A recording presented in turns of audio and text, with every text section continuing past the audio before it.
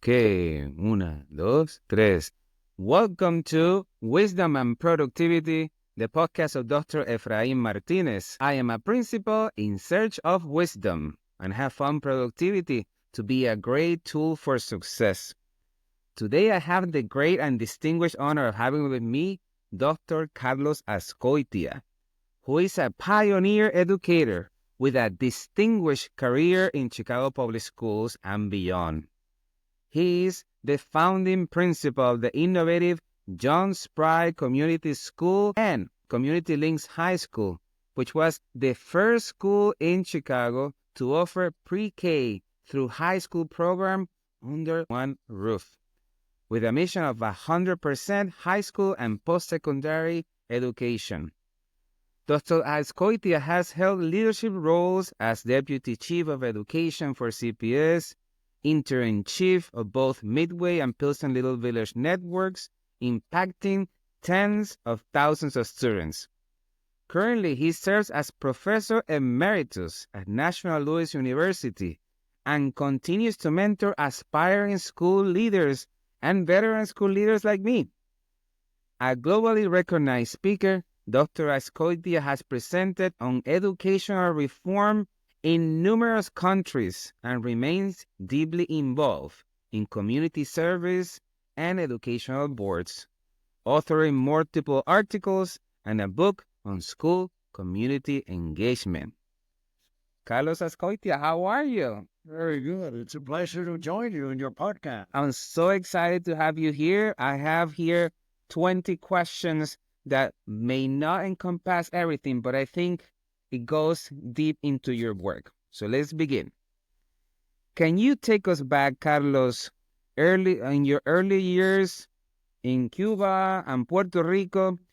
What were the formative experiences or influences in your childhood that set the path toward a career in education? Efraín, I lived the first 9 years of my life in Cuba. And I think when I go back to my education, there were very strong literacy skills that were developed in the school that I attended.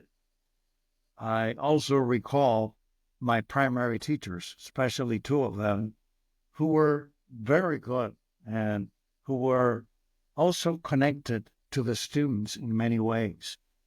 And this is where it all begins, because I think literacy is such an important piece as you move to another language, as you move when we left Cuba.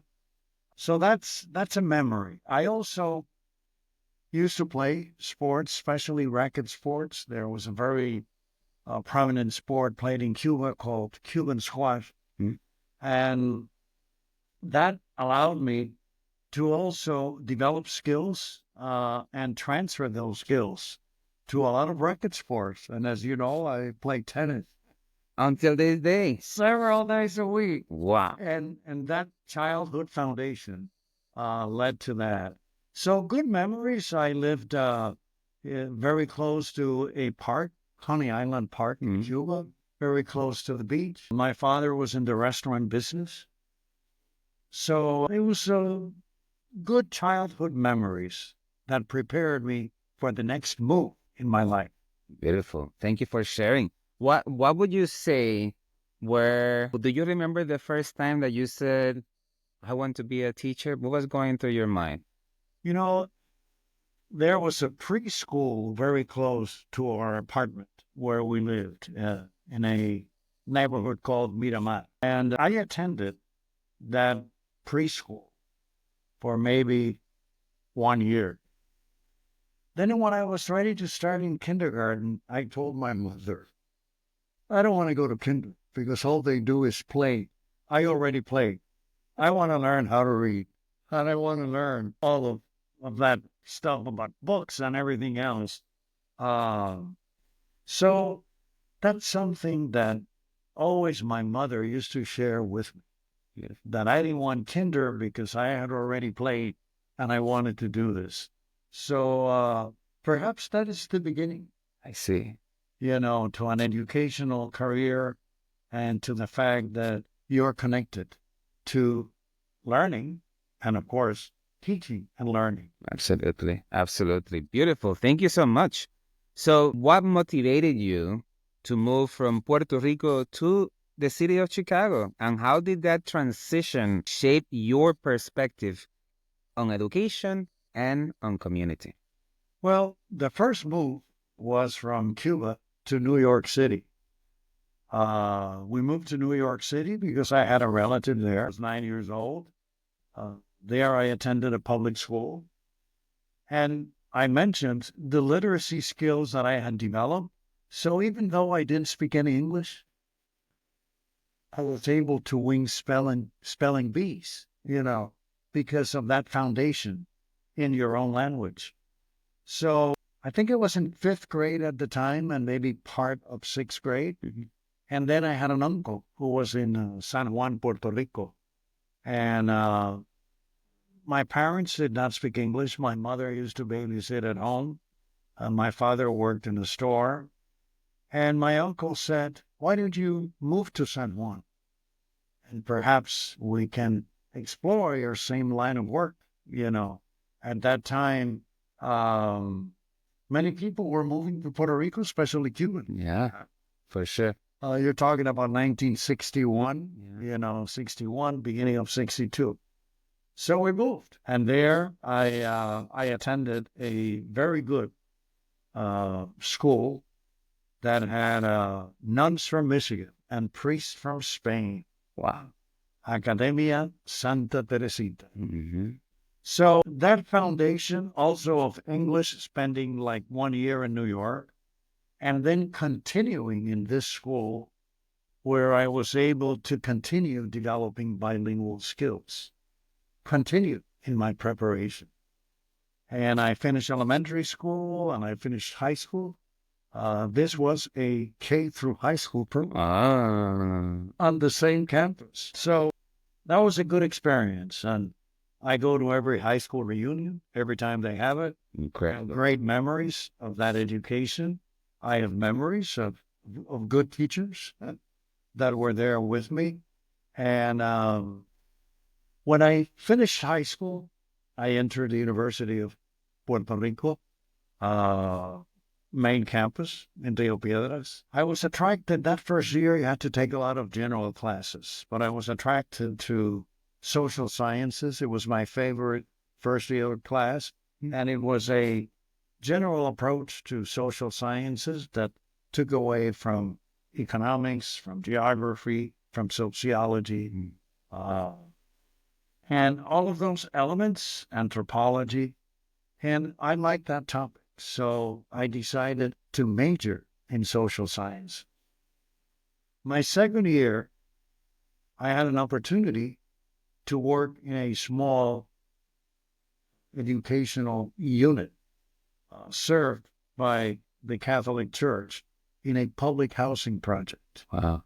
So I think when I became a junior, I became involved with that. And I think they gave me like a sixth grade as I was a full-time college student. At the same time, I was working with my father in his restaurant. So those were work for 7 days a week. So I think the value of hard work, a good educational experience in most cases, this particular experience of working with students and families who wanted a good education for their children just made me think that perhaps I should explore education for my future. And that laid the foundation. So when I was a senior, there was an opportunity because they had a shortage of teachers in Chicago. And they were in the process of taking a look at potential candidates who spoke two languages. And at the beginning, at that time, bilingual programs were starting in Chicago after that famous case of Lau versus Nicky. And there was an opportunity through the Illinois State Scholarship Commission. I applied, selected, and then this particular partnership, you were able to work as a teacher, as a substitute teacher, while you were doing a graduate degree, a master's degree, and then so you could become certified and then take all your certification tests. So that's how it all began. I finished that degree. I think it took about a year and a couple of months. And then I began as a 7th and 8th grade teacher in the Chicago public schools. And I did that for about 9 years. And there, it was a changing community. It was what they called in the past the inner city. Yeah. Which now has become gentrified. And then I was a bilingual teacher, and that led to some experiences. I began to formalize my thinking around equity, because I do remember at the time that as bilingual education programs were starting and you were sharing classrooms with other teachers, you were like a second-class citizen during that time. You didn't have the same exposure, notoriety, and was not given that same importance. We've evolved from that, but I remember, people who were very critical of bilingual teachers in the building. And so all of that led to all of that.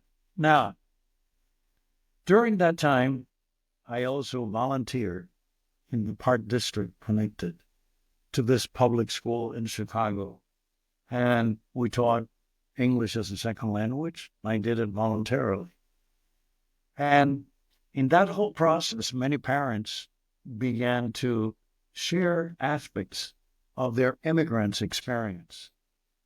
And some of them were renting. We had a lot of older buildings that were not in very good shape. They were saying, I complained about not being kept, about heating, about plumbing, and yet nothing is solved. So I remember going to the principal and saying, what can we do so we can support these families who send their children to our schools? And I remember the principal telling me, that's not our role. We're about education. And then I said, and I thought myself, well, this is connected to education and well-being, the well-being of a family. So I suspect that whole experience began to develop my thinking around how do you integrate community into your line of work. During that time, I was also teaching adults at night. Wow. Once I became a teacher at an adult education center. And I did that for several years until my first administrative position. But all of these experiences laid the foundation for all the things that I would do. For sure. Thank you for sharing that. It makes a lot of sense where you have ended up. It starts in Santa Teresa, seeing that school. Let me peel the onion a little bit. Was there anything in particular you missed when you first moved to New York from Cuba? At 9 years old, it really was an adventure because I had never taken a plane. I had never left Cuba. And even though my parents left because of the political change in Cuba, as a child, that was an adventure, especially because it was very close to winter and I was going to see snow. My father had already left and my mother was going to join us soon. So I think adapting, to a new environment, to a new school. And first we lived for a little while in Manhattan. Then we moved to Brooklyn. Mm-hmm. So there were 2 different schools that I had to attend. But I recall having a good experience. I recall, having the literacy skills that even though I didn't speak English very well, I was learning it. Yet I competed in spelling bees and won in many cases. I lived close to a park. And in that park, they had some of those racquetball courts. And as a little kid, I was able to go there and win a lot of games and play with different people. And And some of them would say, look at this little kid from Cuba, how he plays. And they didn't know that I had been playing this when I was 6, 7, and 8 in kiddie tournaments and all of that. So I would say that was an exciting experience. And then, of course, after that, moving to Puerto Rico was also another experience. Yeah. I missed that a little bit because once you go there, you have to change schools again. And those transitions are not the best, but you adapt. You adapt.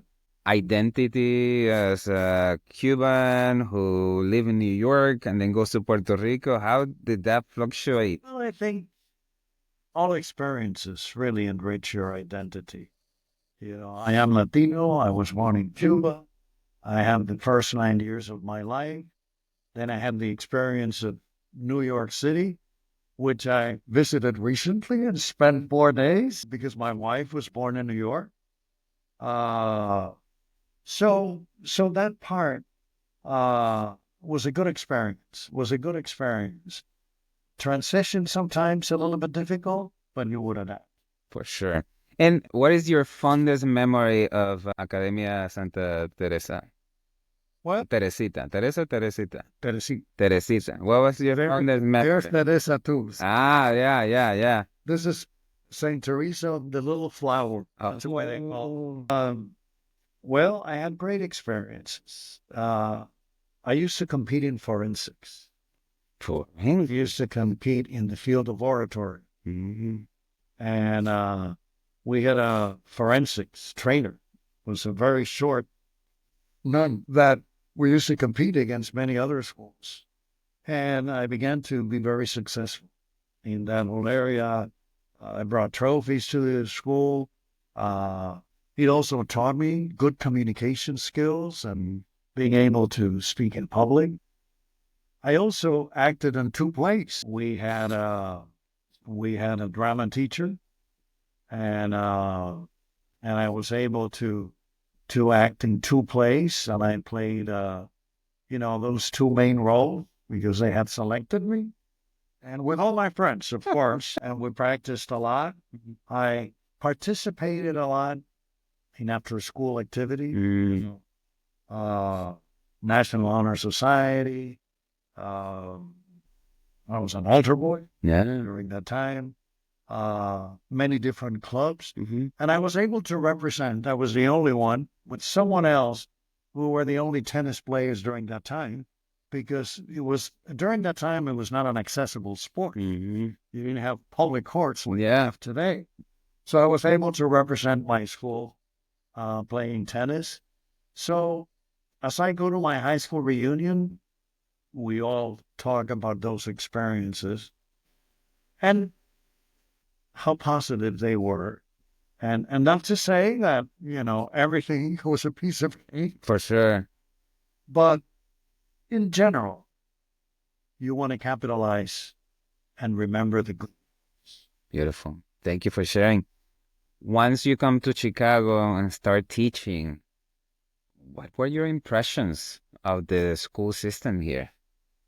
Well, it's a whole different system. I married my college sweetheart. We met at the university, and then I came up with this idea after we graduated from RBA to move to Chicago.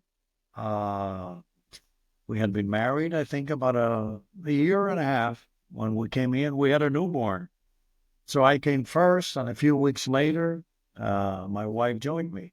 And it was the beginning of going to central office to be assigned to a school, going through some assessments that you needed to do at that time, and then starting as a bilingual education substitute teacher at this big school that had over 1,000 students in the community that now is known as Bucktown, but not anymore. And I was a 7th and 8th grade teacher for about 9 years. As an 8th grade teacher, I was concerned where my students would go next.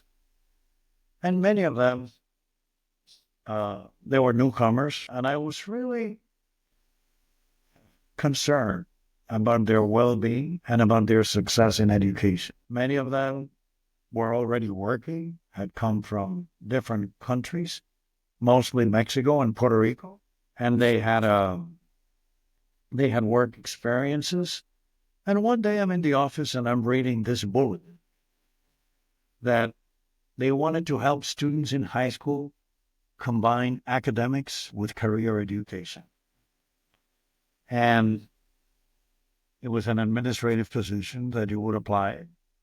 And I applied.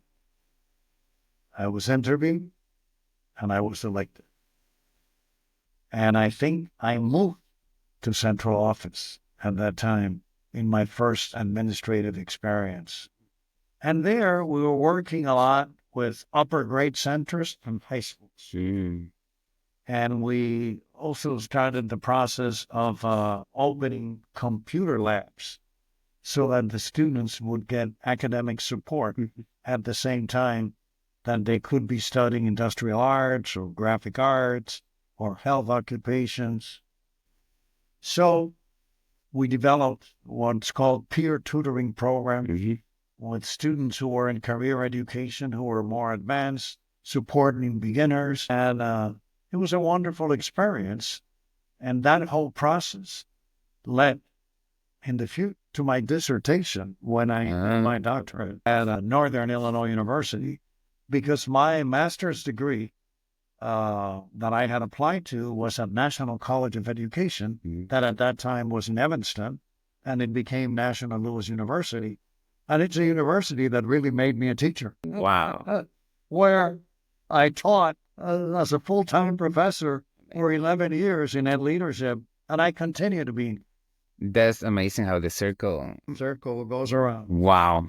So, you talked about your experiences as a teacher. What would you say were your biggest challenges? Well, I remember during that time, I mentioned before, the fact that bilingual programs were starting, and there were people who said, we didn't have it, why would they have it, even though that has existed for a long period of time. So that was a challenge, but it was the law, and we needed to connect quality and opportunity and equity to all of those students who were newcomers, especially the ones who were in 7th and 8th grade. The neighborhood had some gang engagement, and I remember an 8th grade student who was very determined, had some issues, and I remember so that he would not be caught in fights before he walked home from school. I used to drive them, and I remember being told, well, you cannot do this, but this is for the safety of the student. So those are experiences that really developed my thinking as I now went to the career department in this position. And I did this. We had a grant from the state.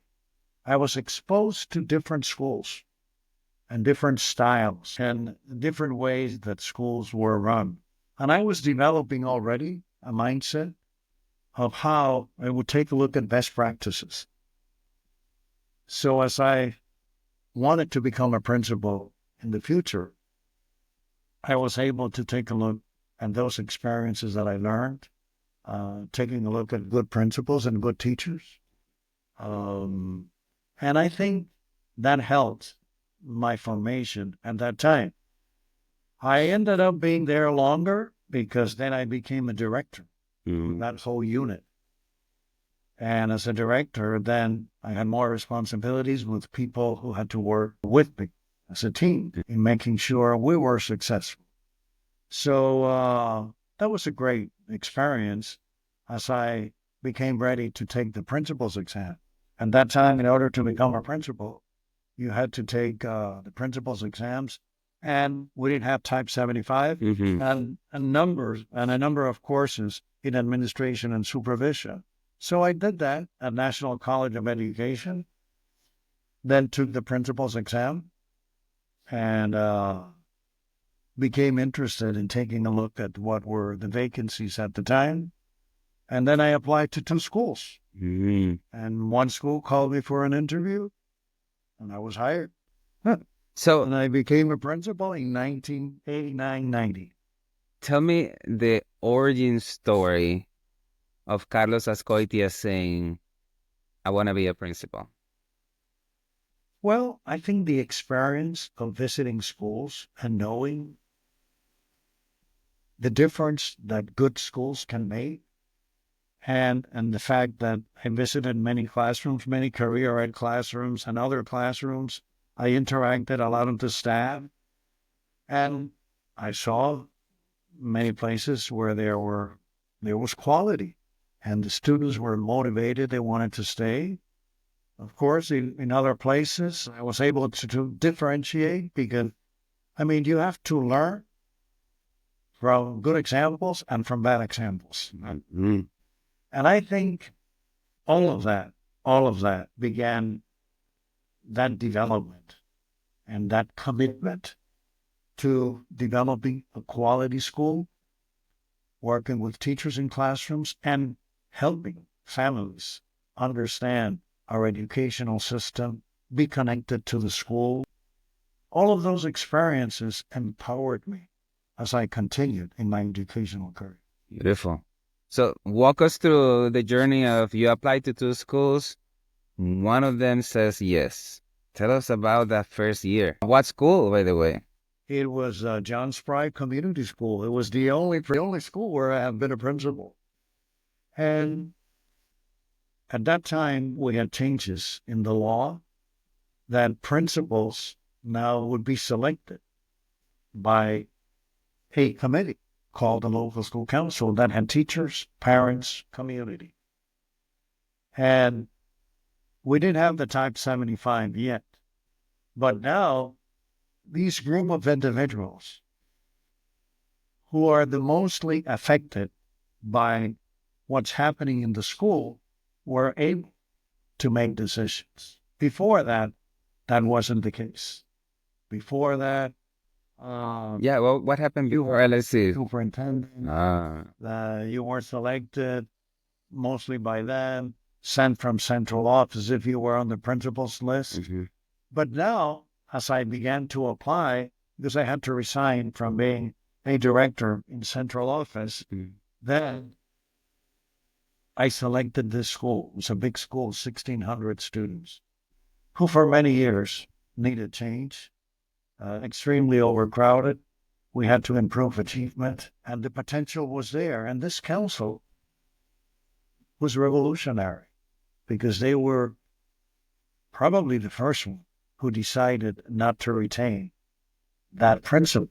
And I remember that I had to start before my contract began, and a few months before, and there was a demonstration outside that they wanted their previous principal back and to fire all of these local school councils because they didn't know what they were doing.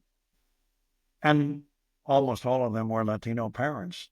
And I only had one answer for what they were trying to achieve. I said, in a few months, you will not regret that this council went through all of this experience because we're going to move this school forward. We're going to bring quality, and we're going to create things that you thought were not possible. And then, of course, I was there 5 years. We opened one branch, bigger branch, and then I had a partnership with the Boys and Girls Club. We began to offer full-day kinder. I remember we didn't have any space for a preschool. The school had never had it, even though other schools had it. So I was able to survey parents and say, would you be willing to have an evening preschool that would begin at 3:30 and end at 6:37? And they said yes, because I worked in another shift. We could do this. And I had a waiting list. And I remember at the time the system said, oh, you can't have a preschool after school like that until when it's dark and all of that. And I said, why? Is there anything written that restricts the time? When you have a community and parents who need to be served and are willing to bring them and pick them up as adults.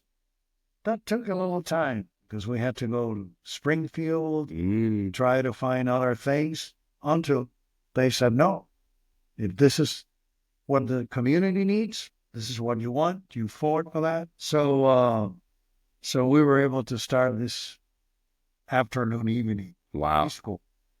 So it became a very strong community school as a result of these community efforts. We offered classes for parents, a lot of after-school programs, sports and academics.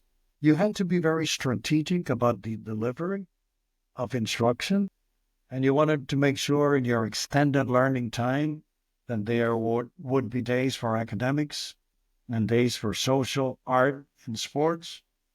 And we began this journey to improve achievement. At the time, we took the Iowa test of basic skills. That was the system assessment.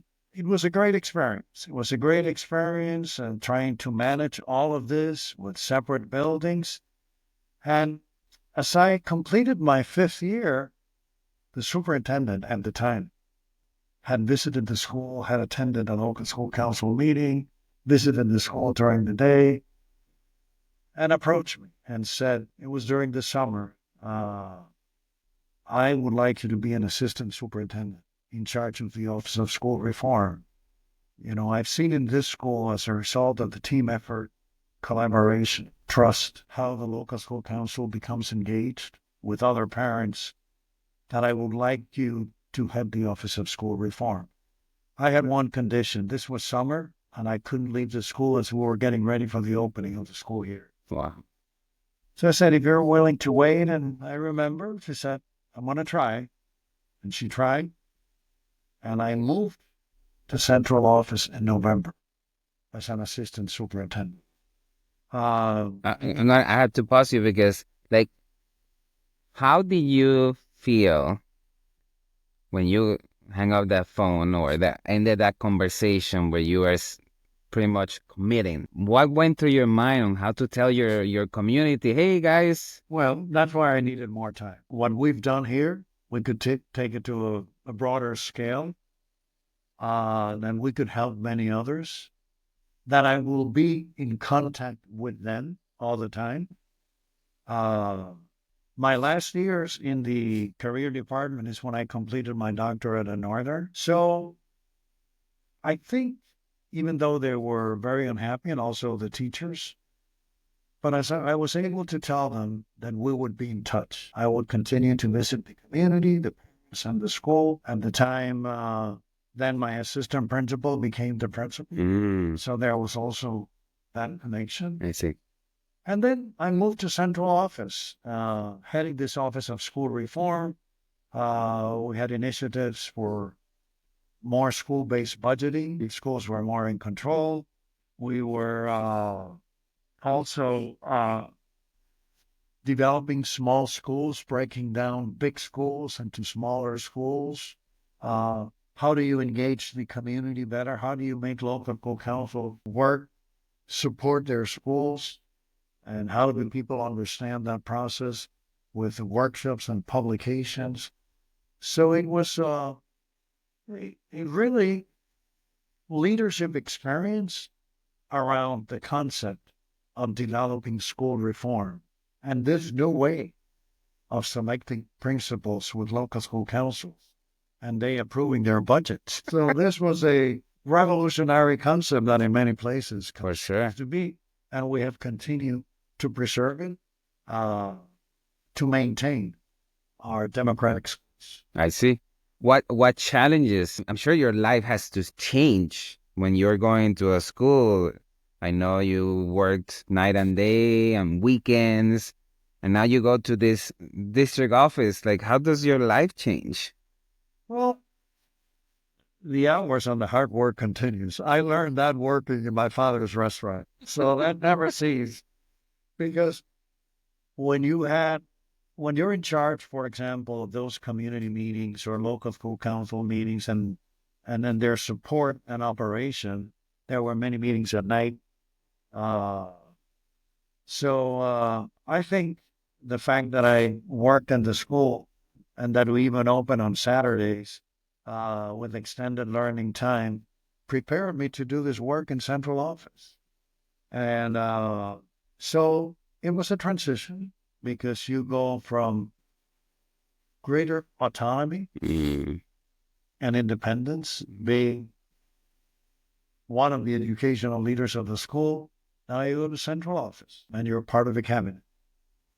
And you connect to the superintendent of schools at the time, the CEO. And it was interesting. Just a few months after I started in central office, as an assistant superintendent in charge of the Office of Reform, the city and the mayor took over the schools. And I had begun, and I remember working on budgeting because we didn't have a detailed budget and enough resources to do this kind of work. And one day I'm reading the newspaper, the Sunday Tribune, and it said in an article, according to an anonymous quote, the first office they are going to close is the Office of School Reform. Wow. Because the reformers have arrived. And I remember Monday when I reported to work, I went to see the CEO at the time with Paul Allis. And I said, what's this article? He said, oh, don't pay attention. That was just a statement that somebody made, and you're going to be fine with us in another capacity. I said, oh, no. He said, I came here to do this work. I left a school and community that was so satisfying and fulfilling in terms of the gains that we all made as a community, that this whole thing, what am I going to do? Be involved in some kind of little office here, doing something different? I said, no. They said, well, if you don't want to, then it's your choice. But I wrote an article, and I entitled the article, If You're Looking for Sensationalism, This is the Wrong Target. And that article was prominent in the editorial section. And people were making copies and all of that. And at that time, after the administration read this article and saw how people were reading this, then they closed the office. And I left the system because at that time, then that second offer was then going to take place. It makes sense. So I immediately went to work for an agency that was helping districts across the state develop equitable budgets and how to use new monies that were now available as a result of school reform, state chapter 1, federal chapter 1, and all of that. So I was working there, again, doing this community work, working on some articles and publications, visiting schools to help them with this whole process. And I think it only had passed 3 weeks when Fred Hess, who was our director at the time, a great leader for equity and reform and for educational equality, he said, the CEO, Mr. Ballas, wants to meet with us. And of course, I didn't leave in good terms as a result of that experience. And we met. And he said, Carlos, I made a mistake. And I want you to be back. This was like 3 weeks after I left, or 4 weeks. Wow. And I said, why? He said, well, I think the person I thought could replace what you did not work out. And this is not the role. And I didn't understand when I arrived, especially all the things that were being planned. And you wanted to be in charge of the Office of School Reform and have a variety of initiatives. And as a new administration, we want to be able to do many of those things. And of course, improve the quality of instruction and achievement. So I said, well, it's up to the director of this organization. And I can't leave right away. There's work that needs to be completed. So I was there maybe a few more weeks. Mm-hmm. And then I went back to this position. And then became a director of school and community relations, which should encompass more things. And then I was promoted to deputy chief of education in the system. At that time, you had the CO, you had a chief education officer, and then you have the deputy chief of education for the whole district. And I did that several years. So what keeps getting you promoted? What would you say were your top skills as a leader? You have to learn from good and bad experiences. Remember that after being promoted, that I was working for an agency that developed equity. I don't consider it a demotion, but it was the perception of people. And I always told Mr. Vallis that I was going to be a principal again at some point in time, or do some other administrative work. So we began that whole work. I was given several departments to lead, from the ones that had to do principal recommendations and selections in local school councils, did not have the plurality of votes. We had partnerships with university to help us with staff development. At the time, we had an office of PTA, and I represented the CEO in many meetings. And I always was the connection to the principals because I knew how important it is to follow up with them, being able to respond to their needs, because schools and the well-being of schools and their support is what makes the school district. And I come from that perspective. And I did that several years, and I continued to do it. I also heading school and community relations, sometimes the media, even though we had a separate office for communications, but they wanted me also to explain a lot of the policies that were being approved and how do you explain it to the Latino community. So it was a lot of radio intervention and Univision, Telemundo, all of that. So I was always engaged in all of these community efforts to support the schools. So I did this, I lose track of time, but as a deputy chief, maybe around 7 years. Wow. 7 years. It's a long tenure. Then Vallis left to another school district, and I continued to serve with Arnie Duncan, for a limited period of time. And then the school, also remember that I also said that I wanted to be a principal again. I didn't know that I was going to go back to the same school.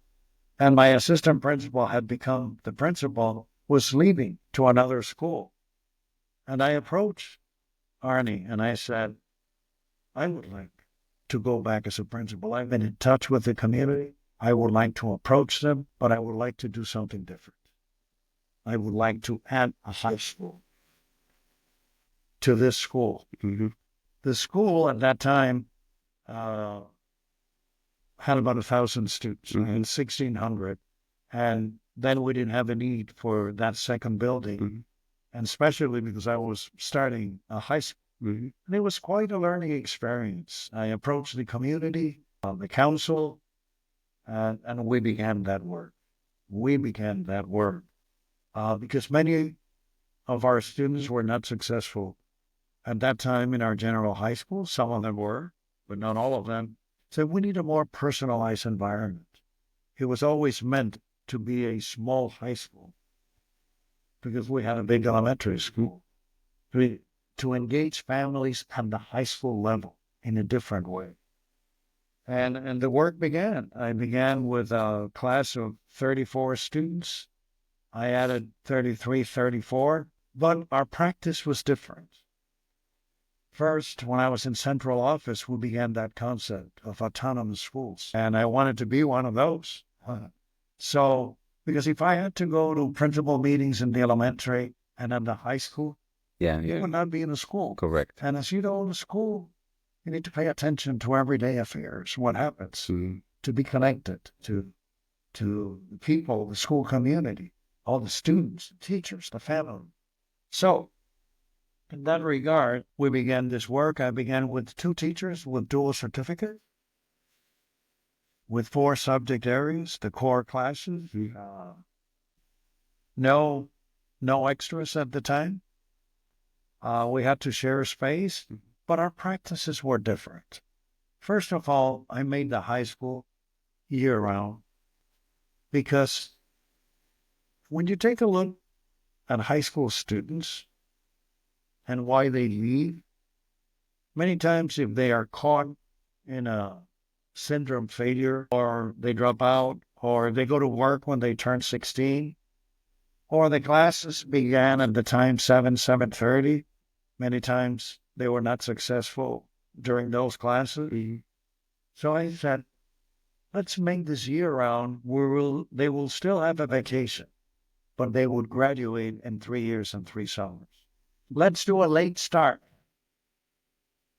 And let's also use the high school students as tutors and as teacher aides in the primary rooms. And of course, that entailed some budgeting and some donations to be able to give them a stipend. So this is how this work started. And when we continue to expand, provide more classes, we were open until 7 p.m. So those students began like at 9, 9:30, 10 o'clock, their work experience, and they were there until 7, and they were determined. We didn't have a score criteria on tests to accept you. You have to be in our school community, and you have preference if you're our own 8th grader.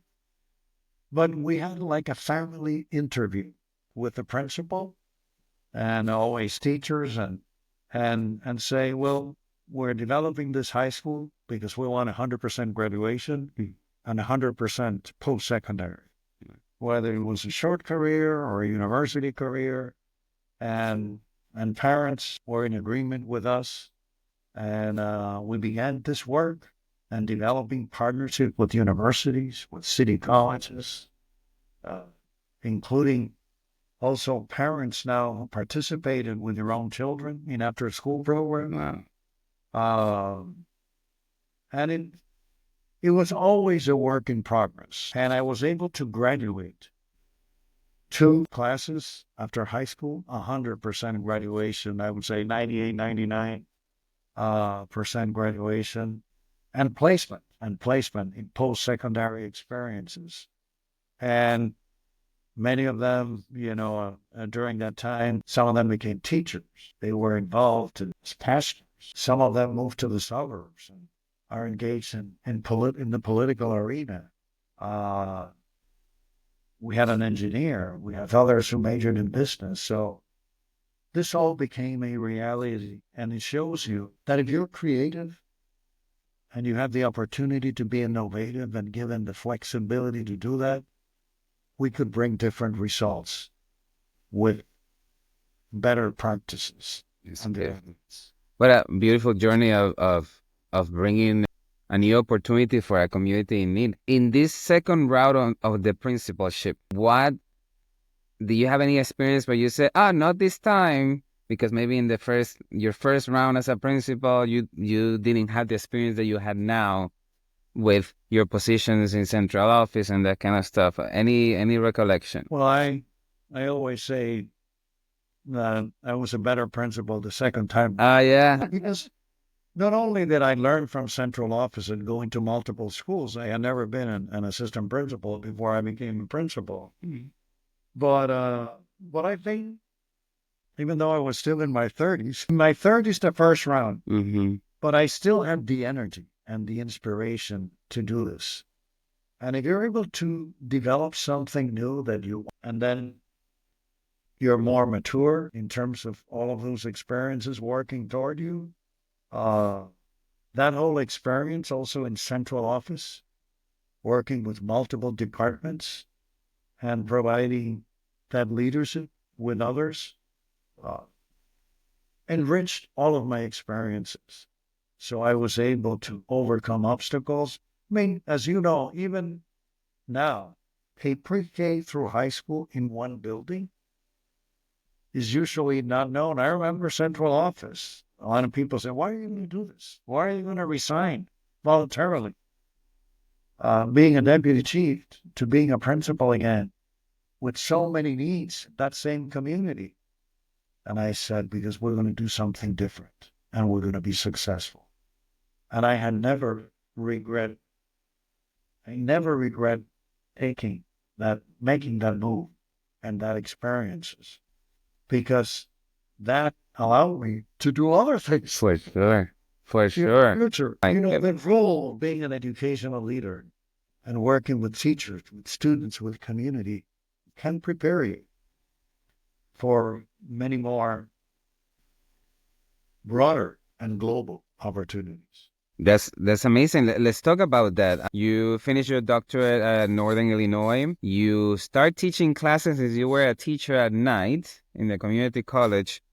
Eventually, you end up as a professor. Tell us about that journey, about going from the school system, going to the higher education field. Well, one of our partners was also Lewis University. And one of our collaborators, one of the instructors, had me, this experience that you're having here and the gains that students have made in the community, would be very good for our education and leadership department. And I know we're going to have a vacancy in the near future. And I would like you to think about being an applicant. At that time, I was not really thinking about retirement because I wanted to graduate more classes from this pre-K through high school model. And that experience was an experience that I lived with gratitude, because the community that I served welcomed this new initiative and then the school made a lot of progress. I applied to the position in educational leadership to become an assistant professor. And I went through a full-day interview. And I knew that year, at the end of that year, I would qualify because of my years in the system. And I started at 23. I had the years, but I didn't know if I wanted to do it. The last day that I could submit my resignation and my application to leave the system is when I submitted that, because the university had informed me that I was elected for this position in educational leadership. And what led to that victory? Well, one of the main questions was about creativity and innovation. What have you done locally, yourself, with others, that brought different results? And I remember it was a 4-hour interview, almost a full day, and other people asking me about all of that. And then I was elected. And I made the move to being an assistant professor full-time at National Louis University, the university that made me a teacher. Wow. What were the reactions of the community in Spry? Well, I think once they understood that if I qualified to leave the system because of my years in the system, and the fact that I would leave a pre-K through high school model in place, and that I would help them select the successor, being part of that process, collaborate with them, that it would continue. We had opened a health clinic in the building. We had a lot of activities to improve safety and take the school out to the community by having conversation in what we call educational block clubs around the school. Then all of those things would continue. So they accepted this. And I told them that I would continue to be engaged. Connecting still today, right? I mean, so many years later, and I was there 3 weeks ago I still meet with the crossing guard, with the neighbor that took care of our building if something was happening. At night, they would call me. The time we had a good connection to the commander in the district, who used to participate with us in many community meetings. And they were very supportive when parents had concerns, things happening in their blocks. So this became also part of my work as an instructor. How do you connect instructional leaders with management and the right approach and communication skills with interpersonal effectiveness? As a professor. And I remember during my last years, we became engaged in a project with the psychology department at the University of Illinois around social and emotional learning. Wow. Yeah. Topic. And we collaborated with Roger Weisberg, who passed away. Yes, recently. It was a great mentor for us. Mm-hmm. And I met frequently with principals of not only Chicago, in other districts. How social and emotional development for students, for teachers, and for educational leaders improved the school as you became self-aware. Mm-hmm. You can self-regulate your moods. You develop empathy. You develop social skills, and you remain motivated. So that became part also of my delivery in the educational classes that I was teaching. And it is so needed. I remember as a principal, there was such an emphasis on instructional leadership, which is super important. But if you cannot get along with the people you're trying to lead, right, and the community you're trying to serve, and all the as a CPS principal, you are like a small superintendent. You have your local school council. You have to meet with the aldermen, and the people skills are so important. And also remember, an effective leader and a good principal, and many times, and teacher leaders too. I was a guest speaker in a class the other day talking about these things. You have to have the right balance. You have to have the right instructional leadership. You have to lead an organized school, and with scheduling, with after school programs, with effective discipline, with dignity. And then at the same time, you have to develop interpersonal effectiveness. Sure. And cultural proficiency, and how a balance of those three things can make a very successful principal. You might excel in one of them more than others. But if you only have one and you don't balance that with others, you won't be as successful as you can be. For sure. And I was able to learn through that experience.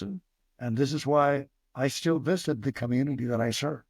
So you have received numerous awards and recognitions in your career. I was very impacted when I saw the sign, honorary street, your name. Can you share that experience, how it happened, how it made you feel? I don't like to talk about that a lot because it was a great honor, but still, sometimes I wonder if I really deserved it or other people deserved it. But I think one day I was invited to the school and the school community with the alderman, time Alderman Cardenas, who was very supportive of this pre-K through high school model. They had organized this activity that would name the street right behind the school, 24th and Sacramento, Carlos Azcoitia's way. And it was a great honor. It was winter, very cold, and we were all there as a community. And when I go and visit them and I see it, sometimes I say, well, this is still here. So it was a great honor, And I'm so grateful for that community, for their engagement in this whole process, as well as the school district. I had many good experience in my administrative roles in the school district and the CEOs that I worked. The fact that CEO Paul Vallis said, I want you back, I made a mistake. And not only that, he accepted that publicly and wrote about it also demonstrates, many times as a leader, you learn and you evolved, you recognize, and you accept. And I've done that throughout my career because, not everything goes well. Yeah. You have to accept your own shortcomings. For sure. Let's talk about mentoring future leaders. As you know, many people consider you their mentor. I remember the first time I met Carlos Azcoitia, it was in little village. I think it was a Boys and Girls Club. And you came with another professor from NLU, National Louis, to talk about the doctoral program. And I remember the first words that came out of your mouth that I heard and the dissertation is embedded in the courses. Always remember that. Tell me about where this knack for mentoring others came from. Did you have mentors that made a difference in you? What should we know? As I was evolving in my career, we didn't have the mentors that now are available through the Office of Principal. During that time, you're a learner, so you observe good practices and people who conduct themselves in a quality and ethical manner. So I was able to learn from different people during that time, in the school, in central office, in different places. So, but I think when I spoke about our doctoral program, we wanted to do a doctorate at National Louis that would be connected to your practice. I went through a very traditional program at Northern Illinois University, where you had to sit down for 2 full days of tests, one in your major, the other one's in general. You had to take the GRE to be accepted to the program. And then you started your dissertation after you completed all of your coursework. And here was developed a different type of program that I supported a lot because it connected to your practice. And you were able to think of the research you wanted to do at the beginning and be able to work on it. Of course, you might change the topic, but you would be able to start thinking and doing your own qualitative research around that. And then you would do internships to do that. I did an internship for the superintendency to take the test and get a superintendent certificate. And at that time, I decided to do it in a different district. So I did it in the Wilmette Public Schools at the time to get that, which again broadened because I have been a Chicago public school. As I look back, there were other opportunities elsewhere, other parts of the state and in another state. And I always decided to stay in Chicago, a variety of reasons, many times moving my family, my children were little at the time and all of that. And I decided not to do it. And I'm glad it's been a rewarding experience that I continue to capitalize on and to learn and to be thankful for. Beautiful. Thank you for sharing. I appreciate it. So as a professor, you have traveled to places like Thailand, Poland, Ecuador, and numerous other places. What have you learned about teaching stuff to people in other countries that perhaps are different, and what lessons have you learned? Well, there's a global aspect of education in many ways. We have similarities for student growth. And of course, times change and you have different influences on education. But the bottom line is that many of the challenges that schools and families face and students sometimes occur in different places. And I think taking a look at the assets of schools and communities, teachers and education, you're able to connect to it. So I was able to share all of these life's experiences, whether I taught a brief course like I've done in a university in Spain, or presentations like I did in India, or a course that I taught to Polish teachers close to Krakow, because, my last year as a principal, our school was visited, being a pre-K through high school model. And after that, many times, they wanted the principal to visit the place. And being a university professor also, it was part of my delivery and learning and bringing that enrichment to my classes. So I think all of those experiences in different countries have led to really better teaching and learning for me, becoming a better instructor, having a multicultural experience, and adapting to that. Um, Also joining other reform organizations in other places. I've always belonged to the Coalition of Community Schools, which used to be based on DC, and it continues to be part of the Institute of Educational Leadership. I also belong to the European Scientific Institute, where I can participate in conferences. I usually try to participate in one conference per year. And if it was something that took place over several days, I would do it in the summer.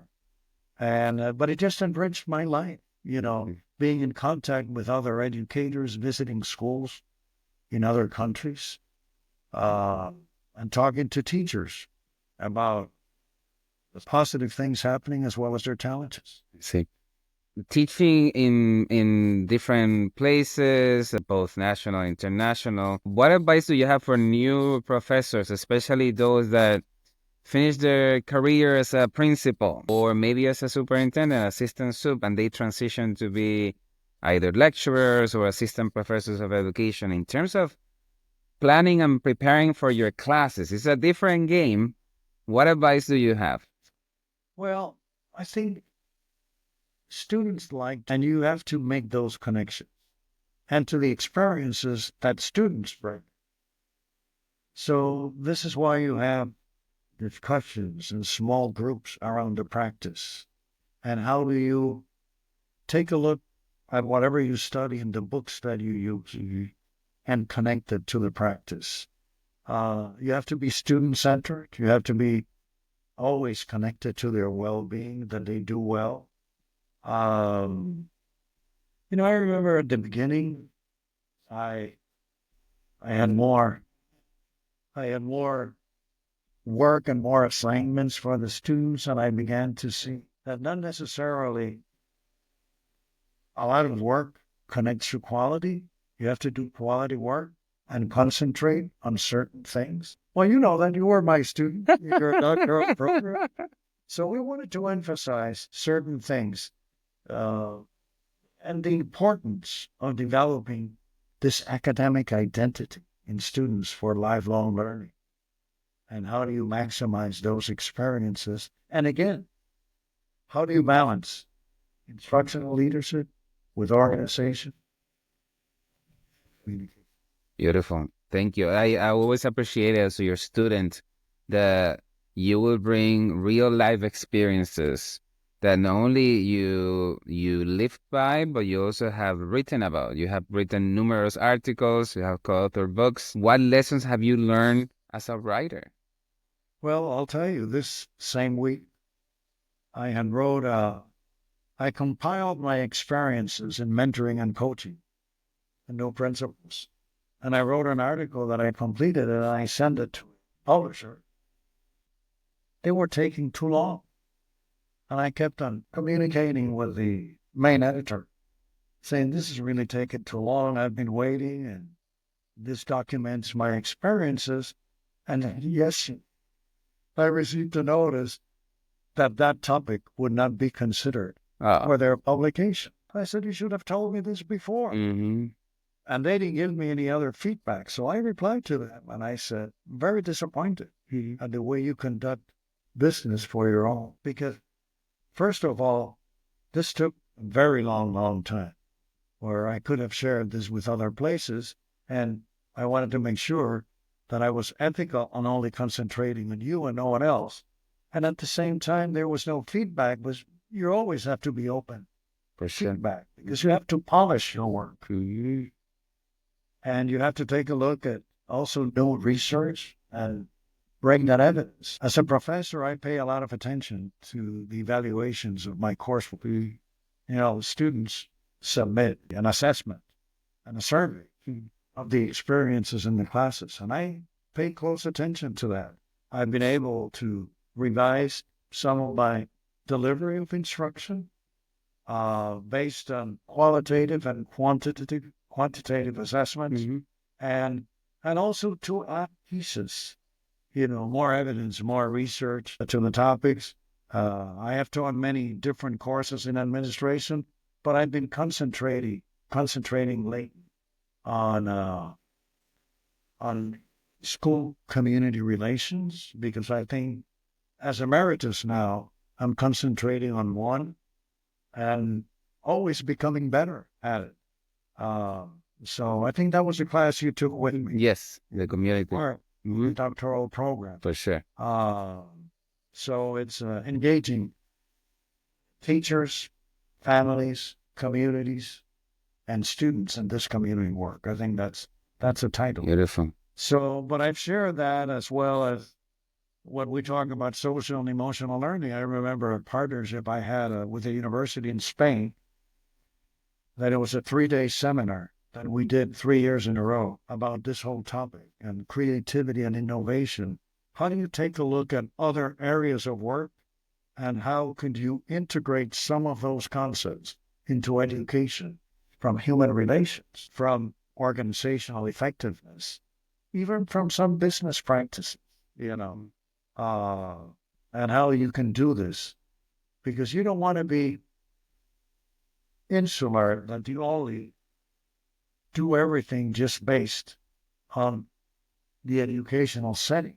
For sure. You have to take a look at other areas of work and research and see what you could integrate for a meaningful experience and learn from. I like it. As a educator, which book would you say has been the most influential book in your life, and why? Well, I have many, but I'm going to tell you the last one I read, which is one, What Makes a Leader. There's another one that came out, it's called The Community School Revolution. So, I can take you to my library downstairs and you can see how many of them connect. And many times leadership practices outside of education that you can integrate all of those concepts. So I always have 1 or 2 books that I'm reviewing. I should be able to take a look at more of the leisure type of literature. But I don't know, this leadership work has been part of my life. Your passion. That I continue. The preparation for principals and assistant principals, books on mentoring that I've done, because I want to connect it to my practice. But I'm going to read more literature, which I have read before, but I want to do it more. Beautiful. Beautiful. So tell us about the education policy in today's world. What advice do you have for sitting principals? Well, I believe in community work. And even though I left the system engaged in a lot of things, 1 year they asked me if I could lead Midway network of schools. As you know, that's a big district. Till they selected somebody else, I had already left the system. And it lasted 1 year. It was a long time. Then I did it for a shorter period of time in the community of Pilsen and Little Village. Then I knew the mayor's assistant, deputy of education in City Hall, and she asked me if I could be a board member for 2.5 years. And that was a lot of work because it's voluntary work.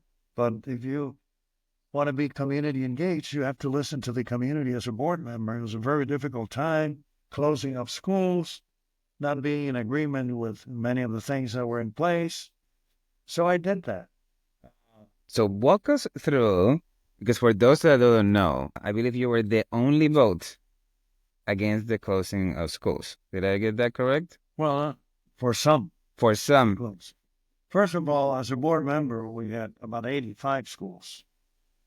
And during the time that I was there, because this was like 2.5 years, the board closed 46. Out of those 46, I voted no because I visited many of them and I walked to the receiving school.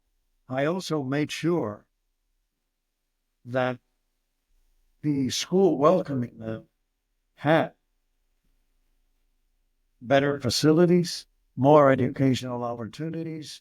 They had air conditioning, they had a library, they had more resources, and that many of the teachers could come with that.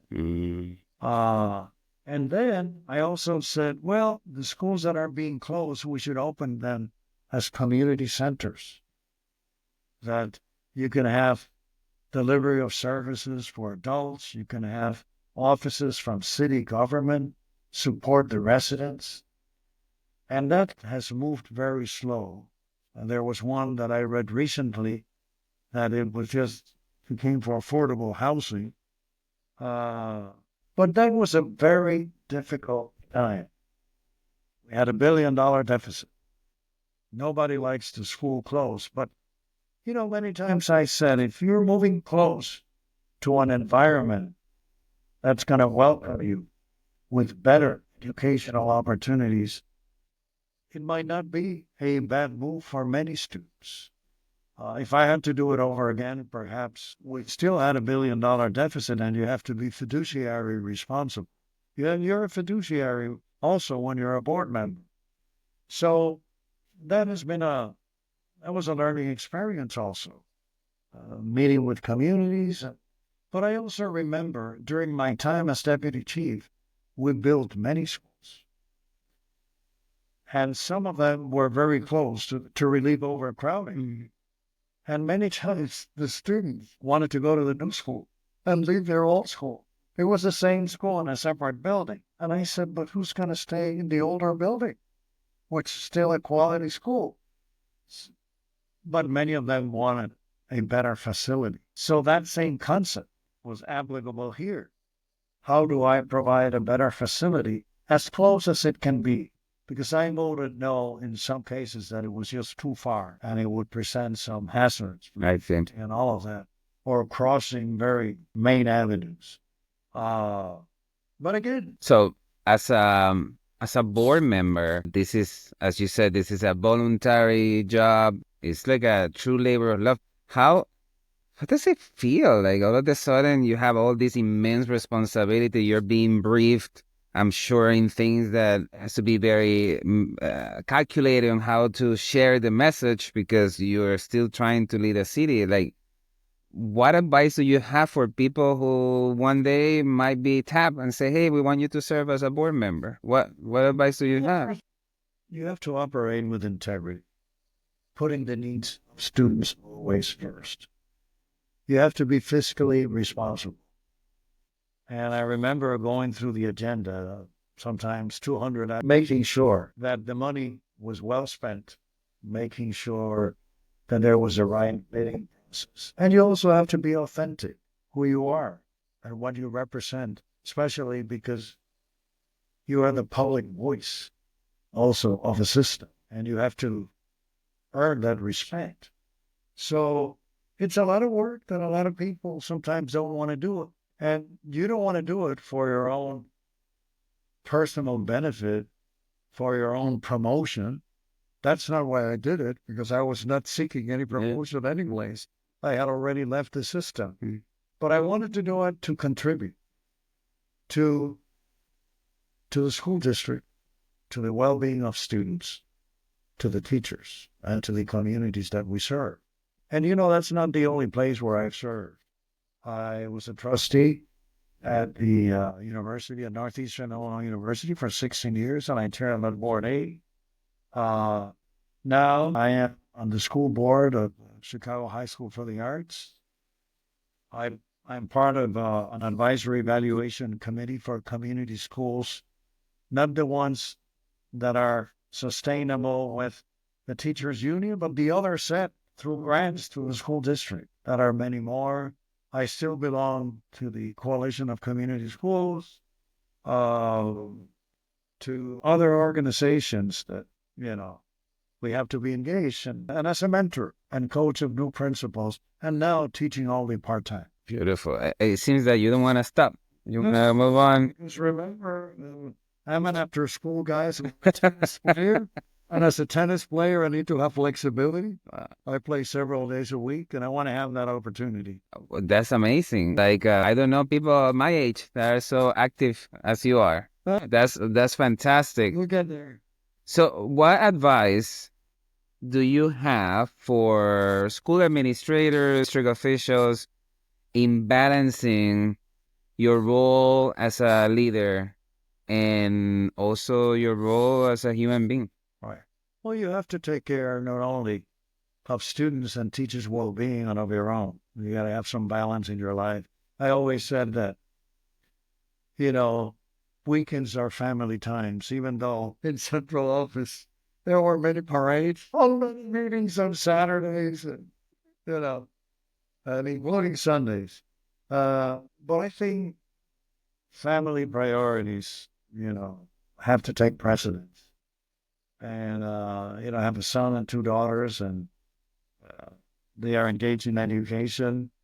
Two actively as principal, counselor. Third one in business, but working from home with three little grandsons in our Chicago public school.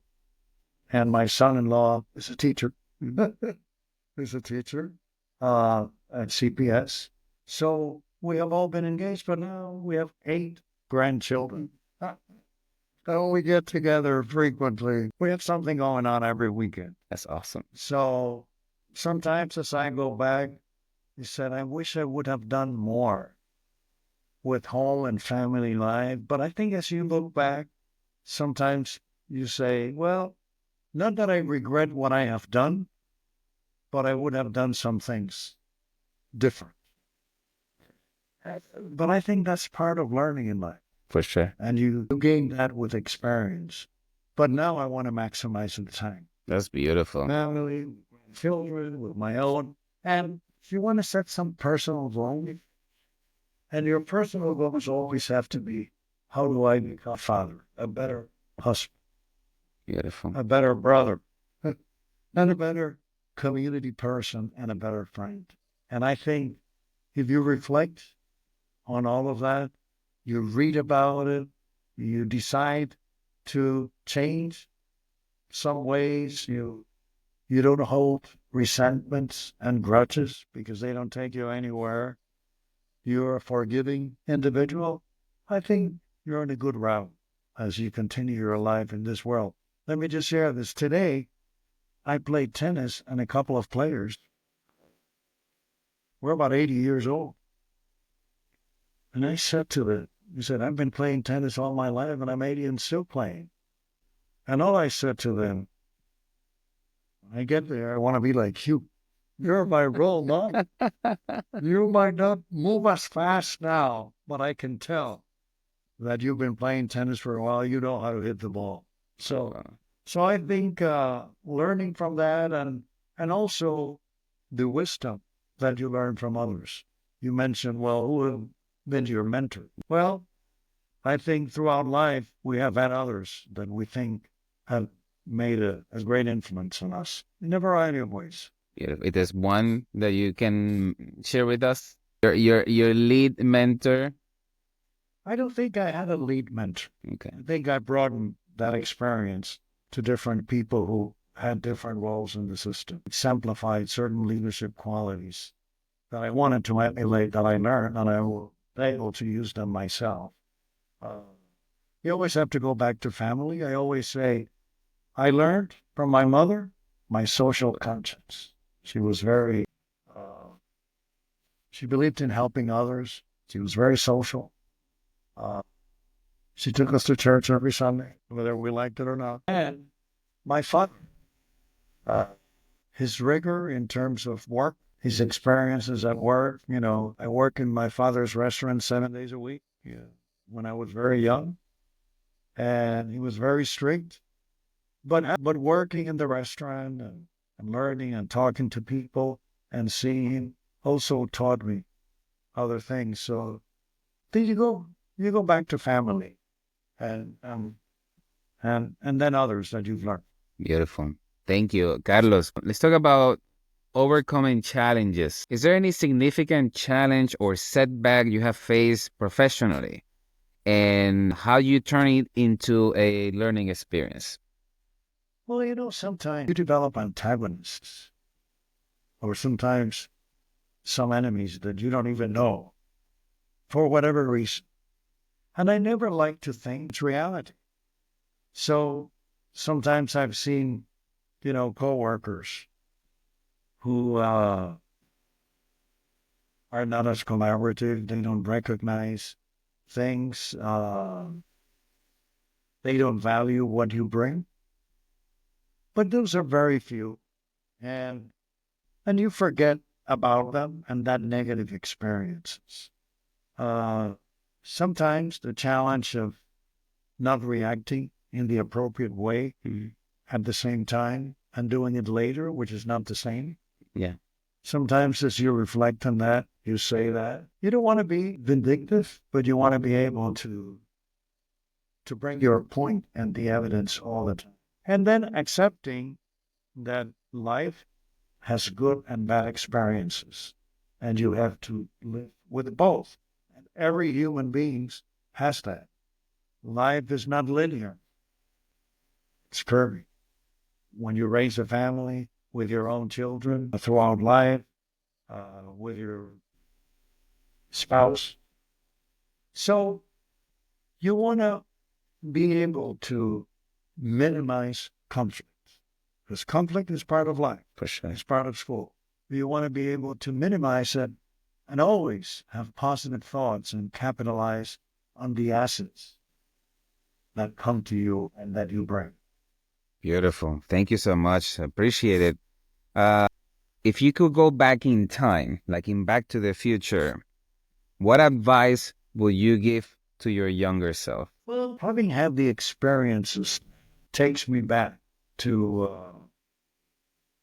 things and decisions that I have made that might not have been the best ones.